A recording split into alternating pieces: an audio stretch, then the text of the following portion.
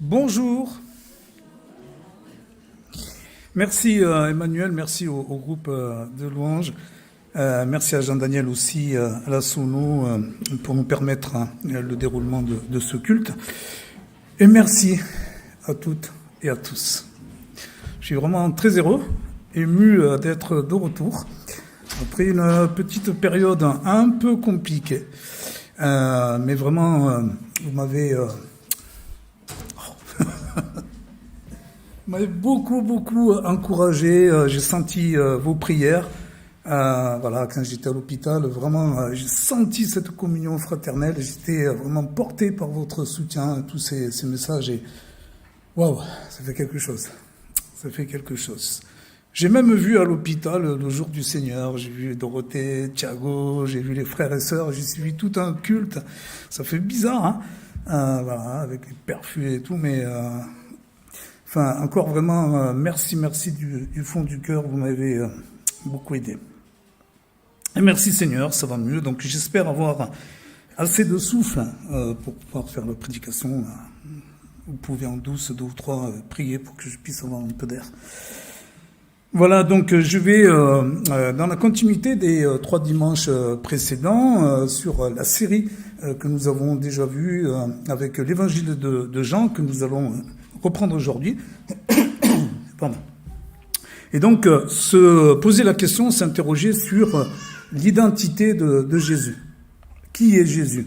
C'est vraiment une question forcément très importante pour nous. Jésus lui-même pose cette question à ses disciples. Qui suis-je? Il demande à ses disciples, on peut le retrouver en Matthieu en 16-15, il leur pose cette question. Qui suis-je? Et un petit peu avant, au chapitre 11, il y a Jean-Baptiste qui est emprisonné. Il a été emprisonné par Hérode. Et c'est curieux, il envoie ses disciples pour qu'ils aillent voir Jésus et lui poser cette question. Mais qui es-tu? Est-ce que tu es vraiment celui qui devait venir? Alors, c'est vraiment bizarre parce que Jean-Baptiste, il a baptisé Jésus. Beaucoup de commentateurs, de théologiens disent même d'ailleurs que Jésus faisait partie du cercle de Jean-Baptiste. On dirait presque qu'il a été son disciple. Et donc Jean-Baptiste a assisté à plein de choses. Il a vu cette consécration par Dieu, le Saint-Esprit sur Jésus. Et pourtant, il va envoyer ses disciples. Il y a un truc qui ne va pas. Poser cette question à Jésus, mais qui il est? Donc on voit que Jésus, il pose question, il interroge. Je pense que dans l'histoire de l'humanité, c'est le personnage qui a interrogé le plus, qui a fait poser le plus de questions sur son identité. Et chaque époque, on l'a vu, elle a son interprétation de Jésus, qui il est. Jean-Daniel, si on peut juste avoir la diapo. Au niveau de l'art, notamment, en ce qui concerne les portraits, les photographies, il y a beaucoup de représentations de Jésus. C'est la diapo d'après. Merci. Donc on voit ici, par exemple, selon les périodes, on voit un Jésus là en rouge, c'est le Jésus révolutionnaire. C'est la photo bien connue de Che Guevara, Hasta la victoria sempre. Et donc ils l'ont adapté pour Jésus. On voit aussi un Jésus qui peut épouser la cause noire contre l'esclavage. On voit un Jésus romantique, le Jésus catholique, le Jésus baroque, plein de représentations comme ça de Jésus, qui mine de rien quand même aussi donne une tonalité, influence aussi sur la perception que l'on peut avoir de Jésus. Il n'y a pas simplement les portraits, les photographies, on peut le voir aussi dans d'autres domaines, comme les films. Jean-Daniel, je vais t'embêter à chaque fois, je suis désolé. La diapo d'après, les films, les comédies musicales, les pièces de théâtre. Parfois en bien, parfois en beaucoup moins bien. Il y a même des choses qui sont carrément blasphématoires. Et on voit que ces éléments-là, elles influent sur la perception, sur l'identité que l'on peut avoir de Jésus. Moi, personnellement, j'ai grandi les 3/4 de ma vie, ma vieille vie, dans une famille pas du tout religieuse, anticléricale. Chez nous, c'était des bouffeurs de curés. Et on voulait pas entendre ça. Mon père, donc, était vraiment anticlérical.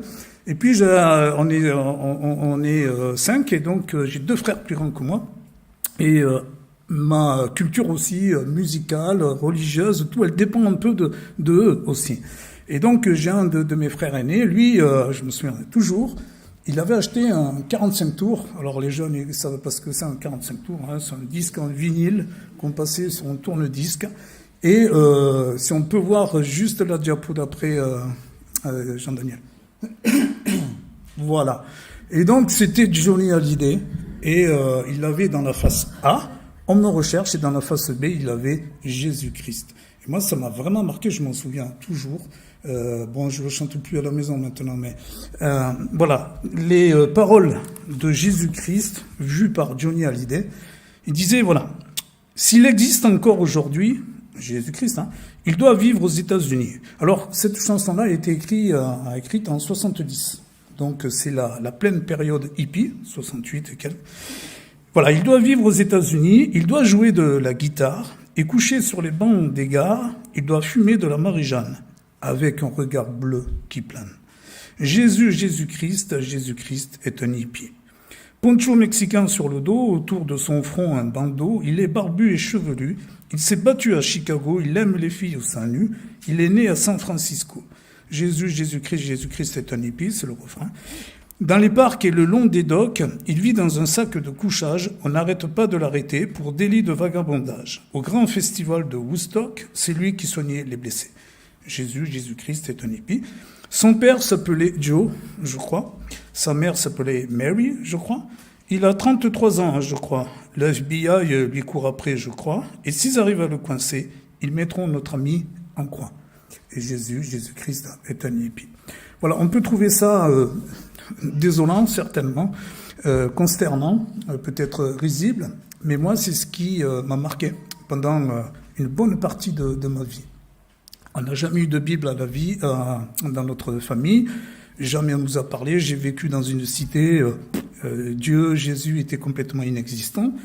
Et ben moi, c'est ça qui a forgé un peu l'identité de Jésus. Moi, je voyais Jésus un peu comme ça, quoi. Une espèce de baba cool, super sympa. Je savais pas s'il avait existé ou quoi. Et donc, voilà l'identité que j'avais, ce personnage. Et c'est très important, quoi. Donc, on a cette question, qui est Jésus? Mais même si vous êtes un peu comme Obélix, tombé dans la marmite de la potion magique, dans la marmite du christianisme, est-ce que vous êtes sûr que votre perception, votre interprétation de l'identité de Jésus, est-ce qu'elle est vraiment biblique? On est toujours le fruit d'une culture, d'une tradition, d'une histoire, d'une éducation. Et donc, c'est vraiment ces questions-là. Avons-nous bien saisi qui est Jésus et ce que cela implique dans nos vies? La compréhension que nous avons de Jésus est-elle réellement biblique? Alors, lors des précédentes prédications, les 3 dernières, Frédéric et Thiago nous avaient donné déjà des éclairages avec ces images dans l'évangile de Jean où Jésus se présente comme le pain de vie, la lumière que les ténèbres n'ont pas reçue, et également, on a vu dimanche dernier avec Thiago, la porte étroite, certes, mais qui nous permet d'accéder au royaume des cieux. On va voir un autre éclairage aujourd'hui, donc je vous propose on va peut-être le voir aussi, voilà. Donc dans l'évangile de Jean au chapitre 10, les versets 11 à 18. Et là on a une nouvelle métaphore, une nouvelle image, c'est Jésus qui prend cette image du berger. Donc ici dans la version dite de la Colombe, donc 11 à 18, moi je suis le bon berger donne sa vie pour ses brebis, mais le mercenaire qui n'est pas berger et qui a les brebis n'appartiennent pas, voit venir le loup, abandonne les brebis et s'enfuit. Et le loup s'en empare et les disperse. C'est qu'il est mercenaire et qu'il ne se met pas en peine des brebis. Moi, je suis le bon berger. Je connais mes brebis. Et mes brebis me connaissent, comme le Père me connaît et comme je connais le Père. Et je donne ma vie pour mes brebis. J'ai encore d'autres brebis qui ne sont pas de cette bergerie. Celles-là, il faut aussi que je les amène. Elles entendront ma voix et il y aura un seul troupeau, un seul berger. Le Père m'aime parce que je donne ma vie afin de la reprendre. Personne ne me l'ôte, mais je la donne de moi-même. J'ai le pouvoir de la donner et j'ai le pouvoir de la reprendre. Tel est l'ordre que j'ai reçu de mon Père. Oui, merci Seigneur.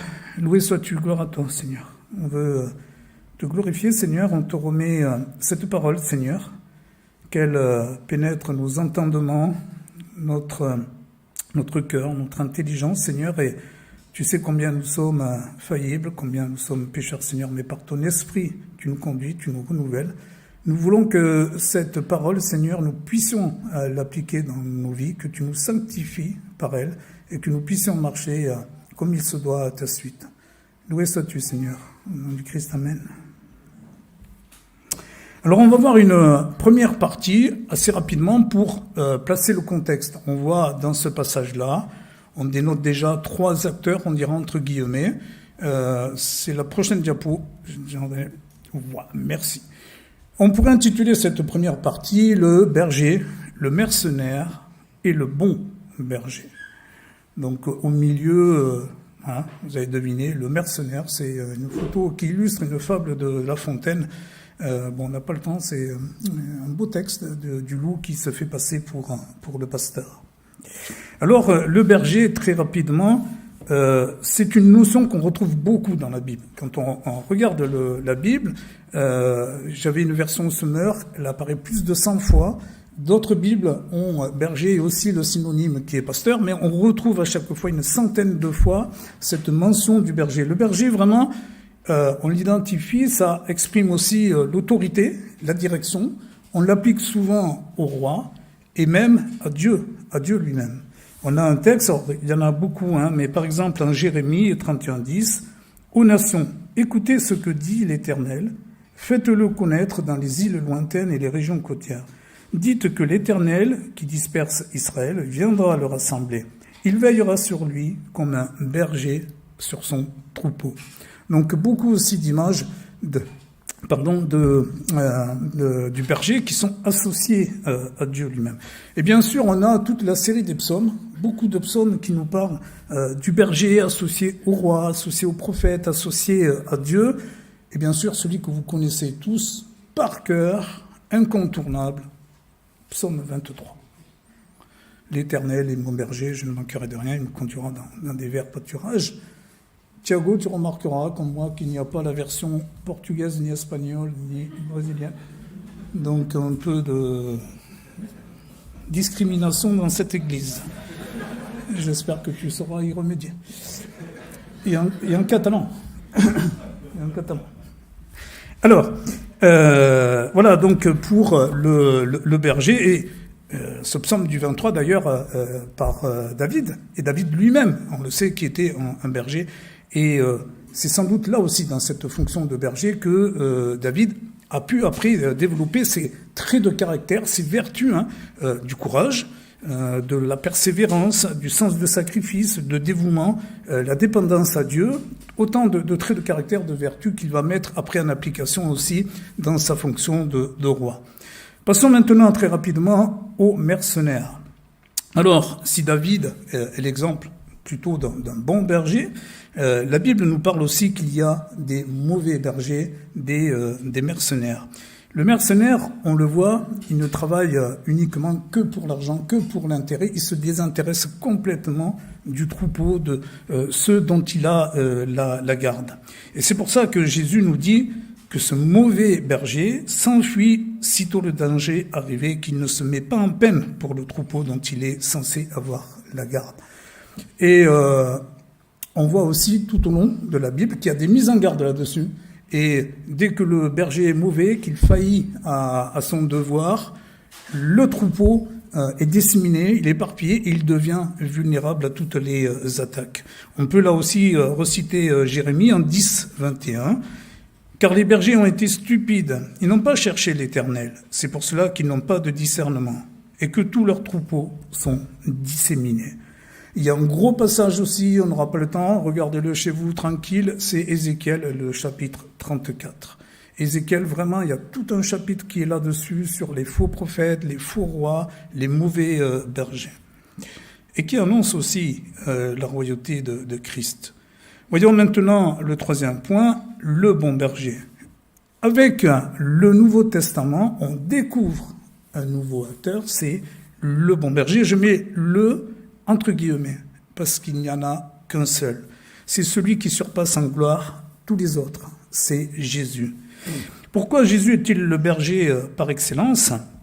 Eh bien, on sait que les précédents, des figures emblématiques, légendaires d'Israël, comme David, ils ont failli. Ils n'ont pas été toujours remarquables. Et on sait que David, en particulier, a du sang sur les mains et du sang d'innocents. Hein. On sait cet épisode dramatique avec Bathsheba, où il fait tuer son mari. Et donc, au point que David avait l'intention de construire le temple, et Dieu lui dit non, ça ne sera pas toi, parce que tu as du sang sur les mains, ça sera ton fils Salomon. On peut voir aussi, par exemple, Moïse, qui était un berger par excellence pour son troupeau, pour Israël. Et là, c'est pareil. Moïse qui amène Israël aux abords de Canaan, et Dieu lui dit non, tu verras pas Canaan, parce que tu n'as pas été fidèle comme il le fallait. Et le seul qui est fidèle, qui respecte l'enseignement, la mission que Dieu lui a confiée, c'est Jésus. Et on peut voir dans ce passage, par exemple au verset 14 aussi, il y a d'autres faits, cette communion, cette connaissance du troupeau. Ils me connaissent, je connais ces brebis et celles-ci me connaissent. Et surtout, on le voit 4 fois dans les versets 11, 15, 17 et 18, que fait Jésus, que ne fera aucun berger. Il donne sa vie. Là, c'est vraiment extraordinaire. Non seulement il défend, mais il va jusqu'à prendre la place de l'agneau, pour ça aussi qu'on appelle souvent l'agneau de Dieu, et de la brebis. Il va se sacrifier, un berger va défendre. David, on sait qu'il défendait contre les fauves, mais il ne serait pas allé jusqu'à se sacrifier. Jésus va jusqu'à la croix pour se sacrifier pour son troupeau. Et on peut rajouter un autre élément, c'est que Jésus est le Fils de Dieu, il est le Messie annoncé. En cela, il vient accomplir ces prophéties qui étaient annoncées des siècles avant. On peut voir par exemple en Ésaïe 40, versets 10 et 11. « Voici mon Seigneur l'Éternel, il vient avec puissance, et son bras lui assure la domination. Voilà qu'il a son salaire et que ses rétributions lui précèdent. Comme un berger, il fera paître son troupeau. De son bras, il rassemblera des agneaux et les portera dans son sein. Il conduira les brebis qui allaitent. » C'est ce que va confirmer, on l'avait vu un petit peu il y a déjà quelque temps quand on faisait les prédications sur la première épître de Pierre. Pierre, dans sa première épître, en chapitre 2 au verset 5, va confirmer « Vous étiez comme des brebis errantes, mais maintenant vous êtes retournés vers le berger et le gardien de vos âmes, qui est Jésus. » Voilà pour cette première partie, pour fixer un peu le contexte et les acteurs. On va voir maintenant cette deuxième partie, le troupeau et comment suivre le bon berger. Donc, faire partie, dans cette deuxième partie, faire partie du bon troupeau et suivre le bon berger. Alors, de nos jours, évoquer un troupeau, oui, tu peux laisser le dessin humoristique. De nos jours, évoquer un troupeau, évoquer des moutons, des brebis, c'est pas très populaire.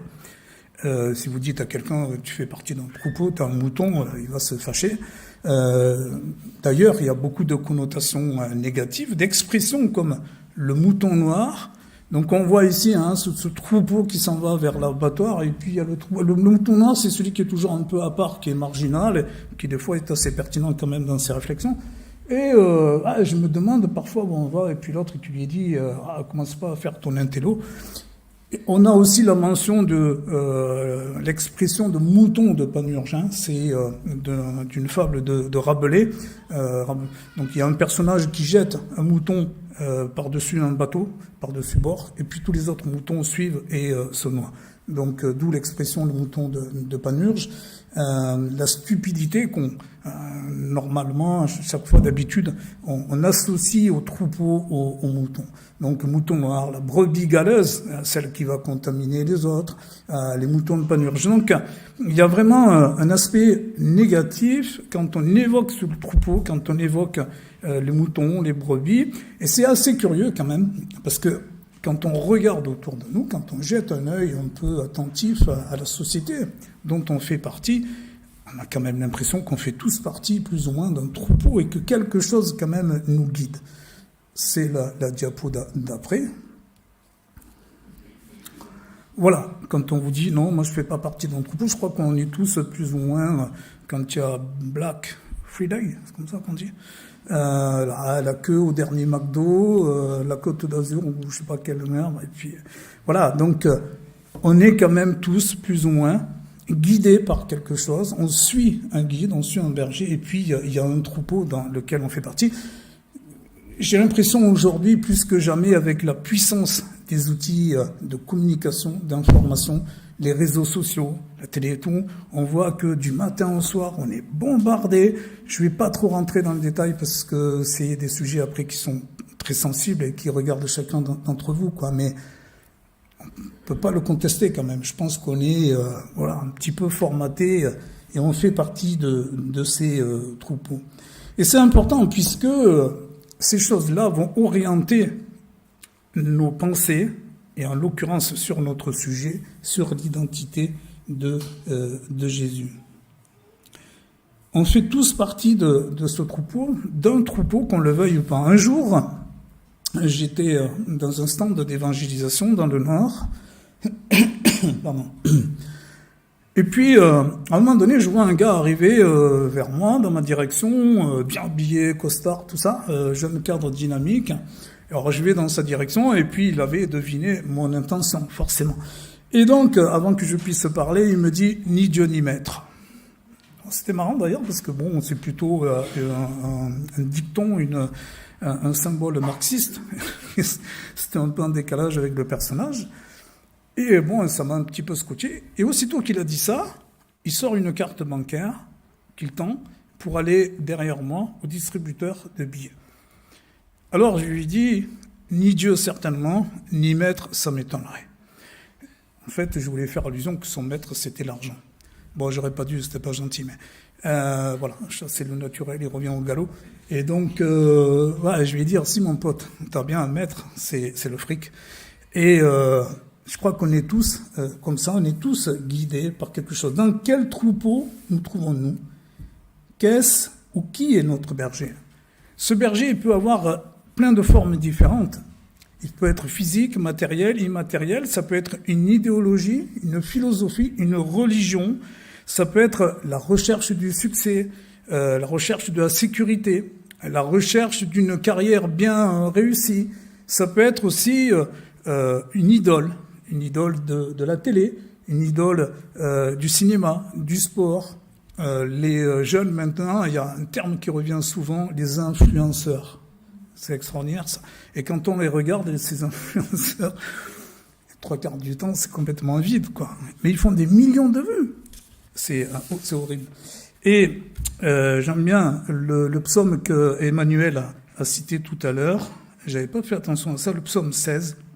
On multiplie les idoles, on court après les dieux étrangers. On est dans un monde, voilà, où on court, on multiplie les idoles et on court après les dieux étrangers. Mais balayons aussi devant notre porte, quels sont nos idoles? Quels sont nos maîtres à penser? Jésus, il nous alerte. Jean-Baptiste, c'est la diapo d'après. Il nous alerte sur le bon guide, le bon berger, sur celui qu'on doit suivre et à s'éloigner des mauvaises influences ou de ces influenceurs. Laissez-les, ce sont des aveugles qui conduisent des aveugles. Si un aveugle conduit un aveugle, ils tomberont tous deux dans une fosse, nous dit-il, en Matthieu 15, 14. La question, elle est donc, est-ce que je suis dans le bon troupeau? Ou bien est-ce que le berger, c'est un peu la même question, hein? Est-ce que mon berger, finalement, est-ce qu'il est le bon berger? Pourquoi cette question est-elle capitale? Parce qu'il y a une perspective biblique. Jésus nous donne la réponse en 3, 17, 18 de ce même évangile de Jean, chapitre 3, versets 17 et 18. Dieu, en effet, n'a pas envoyé son Fils dans le monde pour juger le monde, mais pour que le monde soit sauvé par lui. Celui qui croit en lui n'est pas jugé, mais celui qui ne croit pas est déjà jugé, parce qu'il n'a pas cru au nom du Fils unique de Dieu. Alors, j'ai bien conscience, c'est l'aspect jugement qui est pas plaisant. On a toujours un peu de réticence à en parler. C'est pas histoire, voilà, de faire du chantage. Chacun, son âme et conscience, va choisir son berger. Mais c'est notre devoir aussi en tant que chrétien de l'annoncer parce que c'est le fondement même du ministère de Jésus. Et Jésus, là, nous le dit. Il y a ceux qui vont le suivre et ceux qui ne vont pas le suivre. Mais les conséquences, elles sont pour l'éternité. C'est soit d'un côté le salut, soit de l'autre la condamnation. La condamnation, l'enfer, pour le dire, pas le petit diable qui va vous piquer les fesses, c'est des remords, de la tristesse, des regrets éternels. Et donc, c'est cette espérance que nous donne la parole de Dieu pour aller vers ce salut. Vous relirez aussi tranquillement le chapitre 25, par exemple, de Matthieu, qui nous donne, avec 2 paraboles, les lampes avec les vierges dites folles, et puis les talents, et puis il finit d'ailleurs avec une image, là encore, où il va trier les brebis des boucs. On s'en sert souvent d'ailleurs de ce passage-là pour dire qu'il faut faire de bonnes actions, c'est pas ça. C'est ce qu'on va accepter dans nos vies quand on va nous annoncer la bonne nouvelle, l'évangile, ce qu'on en aura fait ou ce qu'on n'en aura pas fait. Donc, il y a un choix à faire. De quel troupeau on veut faire partie? Quel est le berger que l'on veut suivre? On peut se rappeler aussi l'histoire du jeune homme riche. Par exemple, en Matthieu 19, versets 16 à 22. Et il y a ce jeune homme riche, un peu comme le personnage que j'ai évoqué tout à l'heure, le trader, il y a un costard. Il y a un tableau, je ne sais pas de quel siècle, un tableau néerlandais, je crois. Et donc, voilà, ce jeune homme riche, il a tout ce qu'il faut. Il a la réussite, il a le succès, voilà, il a plein de trucs. Il lui manque un truc. Il voudrait la vie éternelle. Et il a entendu dire que ce dénommé Jésus, qui fait des choses extraordinaires, pourrait peut-être lui filer ça en plus, la vie éternelle. Et il dit, ça serait bien sur mon CV. Avec tout ce que j'ai, si en plus je peux mettre vie éternelle, c'est super. Donc il va le voir. Et comment je peux faire pour avoir la vie éternelle? Et Jésus lui dit, c'est simple, tu connais la charte. Tu suis les commandements, tu honoreras ton père, ta mère, tu ne commettras pas de vol, de meurtre, d'adultère, de mensonge. Et tu respecteras, tu honoreras ton prochain aussi comme toi-même. Alors, au fur et à mesure, le jeune homme riche, il coche les cases et il a tout ça. C'est nickel, j'ai tout ça, j'ai tout fait. Il dit, c'est trop facile, il doit y avoir autre chose, non? Alors Jésus commence à accoutumer, il le laisse venir et lui dit, oui, il y a autre chose. Tu prends tous tes biens, tu les vends et tout ce que tu as gagné, tu le donnes aux pauvres et tu viens me suivre. Ah là, c'est pas pareil. Donc là, le jeune homme riche, il dit non, je peux pas faire ça. Et puis il regarde tous ceux qui sont avec Jésus, c'est pas du tout son milieu. Lui, c'est un peu le style à la Défense, pour ceux qui connaissent là, tous ces jeunes qui arrivent, enfin jeunes ou moins jeunes. Et donc, lui, non, c'est pas possible. Il regarde ceux qui suivent Jésus. Il y a des pêcheurs, il y a des paysans, il y a des collecteurs d'impôts, il y a des femmes aux mœurs douteuses. Je dis, attends, je vais pas aller avec ça. Et puis en plus, tout filer mon fric aux pauvres. Et il s'en va tout triste. La morale, c'est qu'on a un choix à faire. On ne peut pas suivre 2 bergers. C'est pas possible. Ou on suit Jésus, ou on ne suit pas Jésus. Ce jeune homme, en fait, il voulait les deux. Il voulait son confort, sa réussite, son succès, sa réputation et cette vie éternelle que donne Jésus. Mais Jésus, il ne propose pas une vie éternelle comme ça. Et donc, ça nous amène aussi à nous interroger sur nos choix. On voit que ce jeune homme riche s'est trompé sur l'identité de Jésus. C'est pas celui qu'il croyait.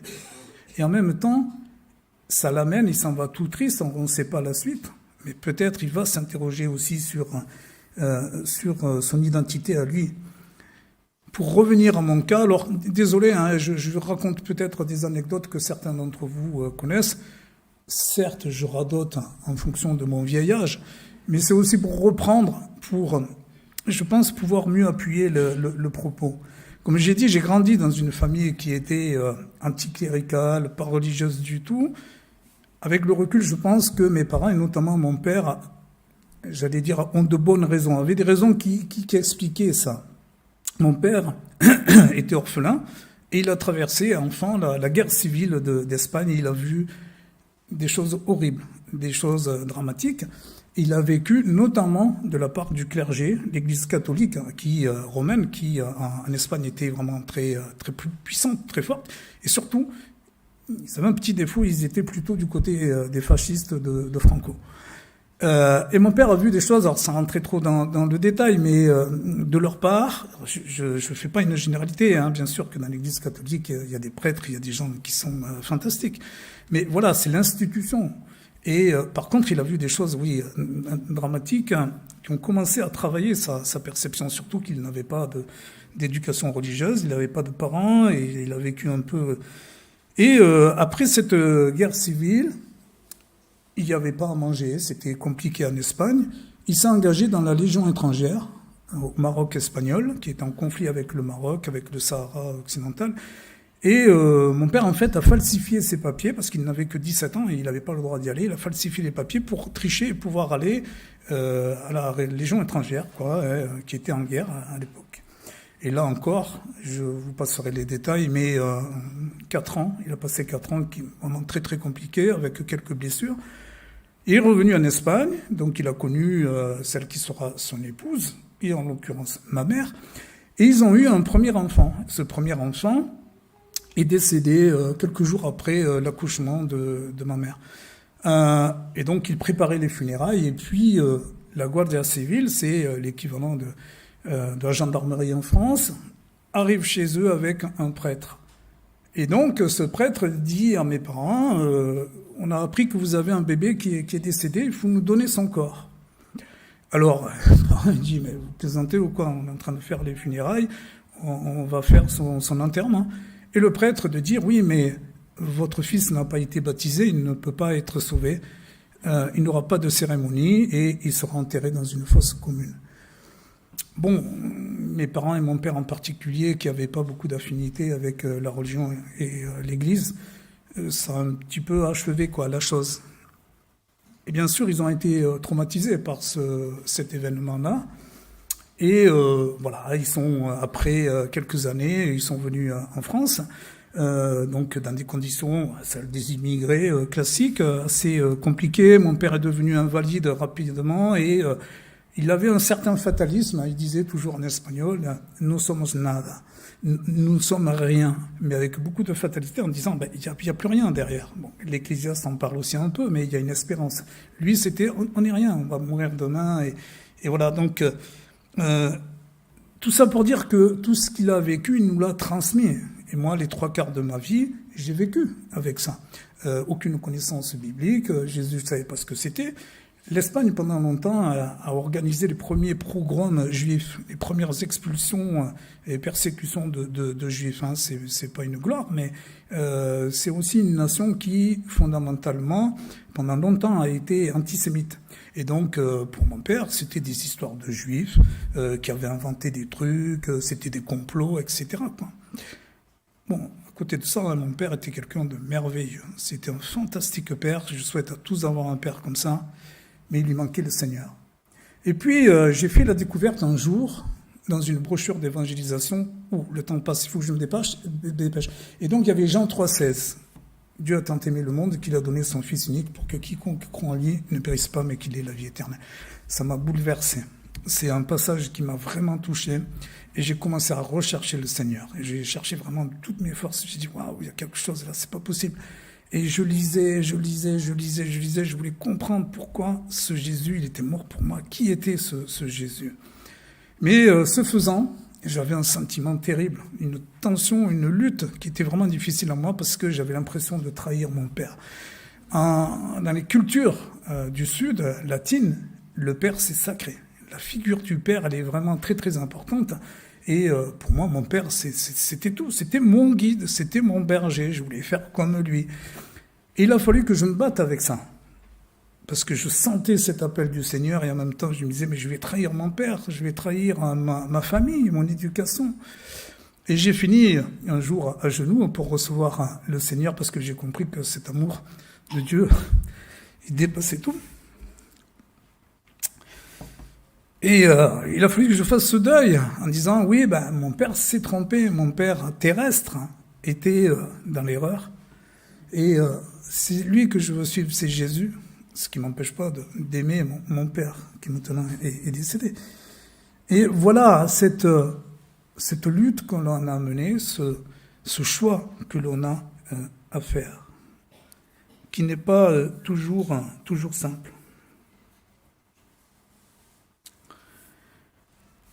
Pour finir, en introduction, j'ai posé cette question. Enfin, c'est Jésus qui pose cette question à ses disciples. Il dit « Qui suis-je » Et puis, il y a Simon-Pierre qui lui répond « Tu es le Messie, tu es le Fils du Dieu vivant. » Pour les chefs religieux, pour les pharisiens, Jésus était un blasphémateur. Et ils l'ont fait crucifier. Ils n'ont pas voulu comprendre, ils n'ont pas voulu entendre, ils n'ont pas voulu recevoir sa parole. Et ils l'ont rejeté, ils l'ont refusé, ils l'ont fait crucifier. Et c'est pour ça, en fait, que Jean, parce que cette question se pose encore pour nous, qui est Jésus? Cet évangile de Jean, l'objectif, la finalité, c'était ça. C'était d'écrire ça, on peut le retrouver en 20, 31. Ceci est écrit afin que vous croyiez que Jésus est le Christ, le Fils de Dieu, et qu'en croyant, vous ayez la vie en son nom. Amen. Cette parole, elle retentit encore pour nous. Quel est notre berger? Qu'est-ce que nous suivons? Quelle idéologie on suit? Quelle philosophie on suit? Est-ce qu'on suit vraiment le Jésus biblique? Jésus est le Christ, le Fils de Dieu. Ceci est écrit pour qu'en croyant, vous ayez la vie en son nom. Amen. Voilà, juste pour formaliser, synthétiser un peu cet enseignement-là, cette parole-là, qu'est-ce qu'on pourrait retenir de ce passage-là? C'est une proposition, il y a beaucoup de choses. On pourrait dire Jésus est le Messie, qui est annoncé dans les Écritures, on vient de le voir, il accomplit la parole. Il est le seul à pouvoir nous guider vers Dieu. Il n'y a pas d'autre chemin. Suivre Jésus signifie aussi renoncer à soi-même. On peut le voir en Luc 9, 23. Et le laisser agir en nous par son esprit, par exemple Jean 16, 7. Si on peut résumer en une seule phrase, c'est le slide d'après. Jésus est le bon berger choisi par Dieu pour mener celles et ceux qui le suivent à son royaume. Je n'en ai pas trop parlé, mais il nous parle d'un troupeau, parce qu'en fait, il s'adresse aux Juifs, et il dit, il n'y a pas que vous, il va y avoir aussi la bonne nouvelle qui est annoncée à toutes les nations, et nous formerons un seul troupeau avec un seul berger. Et enfin, comment est-ce qu'on peut s'approprier cet enseignement? 3 pistes. Lire ou relire cet évangile de Jean, qui vous sera utile pour les prochaines prédications aussi. Notez tous les éléments qui peuvent vous aider à mieux comprendre cette figure, cette identité de Jésus, que ce soit les miracles, les prophéties, les enseignements, etc. Et enfin, méditez sur cet enseignement-là et priez pour que Dieu, par son esprit, nous éclaire sur nos vies et nous conduise dans les pas de Jésus. Amen. Voilà, merci Seigneur pour ta parole. Aide-nous Seigneur, parce que tu sais combien nous sommes faillibles, combien nous sommes aussi dans ce monde, avec les difficultés, avec les obstacles, avec les épreuves. Tu es le seul berger, tu es celui qui nous guide, Seigneur, vers ce royaume de Dieu, que par ton esprit, Seigneur, tu nous renouvelles, que nous puissions aller dans tes pas, te suivre. Loué sois-tu, Seigneur, au nom du Christ, amen.